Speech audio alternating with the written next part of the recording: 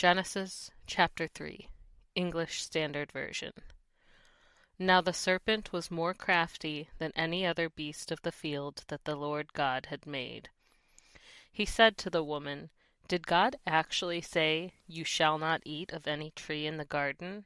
And the woman said to the serpent, "We may eat of the fruit of the trees in the garden, but God said, 'You shall not eat of the fruit of the tree that is in the midst of the garden, neither shall you touch it, lest you die.'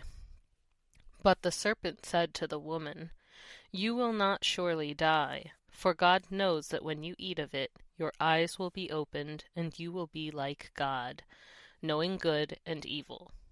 So when the woman saw that the tree was good for food, and that it was a delight to the eyes, and that the tree was to be desired to make one wise, she took of its fruit and ate. And she also gave some to her husband who was with her, and he ate. Then the eyes of both were opened, and they knew that they were naked. And they sewed fig leaves together, and made themselves loincloths. And they heard the sound of the Lord God walking in the garden in the cool of the day. And the man and his wife hid themselves from the presence of the Lord God among the trees of the garden. But the Lord God called to the man and said to him, "Where are you?" And he said, "I heard the sound of you in the garden, and I was afraid, because I was naked, and I hid myself." He said, "Who told you that you were naked? Have you eaten of the tree of which I commanded you not to eat?" The man said, "The woman whom you gave to be with me, she gave me fruit of the tree, and I ate." Then the Lord God said to the woman, "What is this that you have done?" The woman said, "The serpent deceived me, and I ate." The Lord God said to the serpent, "Because you have done this, cursed are you above all livestock and above all beasts of the field. On your belly you shall go, and dust you shall eat all the days of your life. I will put enmity between you and the woman, and between your offspring and her offspring. He shall bruise your head, and you shall bruise his heel." To the woman he said, "I will surely multiply your pain in childbearing. In pain you shall bring forth children.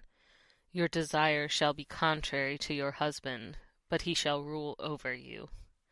And to Adam he said, "Because you have listened to the voice of your wife, and have eaten of the tree of which I commanded you, you shall not eat of it. Cursed is the ground because of you. In pain you shall eat of it all the days of your life.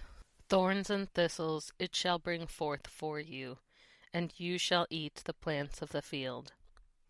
By the sweat of your face you shall eat bread, till you return to the ground, for out of it you were taken. For you are dust, and to dust you shall return." The man called his wife's name Eve, because she was the mother of all living. And the Lord God made for Adam and for his wife garments of skins, and clothed them. Then the Lord God said, "Behold, the man has become like one of us in knowing good and evil. Now lest he reach out his hand and take also of the tree of life and eat, and live forever." Therefore the Lord God sent him out from the Garden of Eden to work the ground from which he was taken. He drove out the man, and at the east of the Garden of Eden he placed the cherubim and a flaming sword that turned every way to guard the way to the tree of life.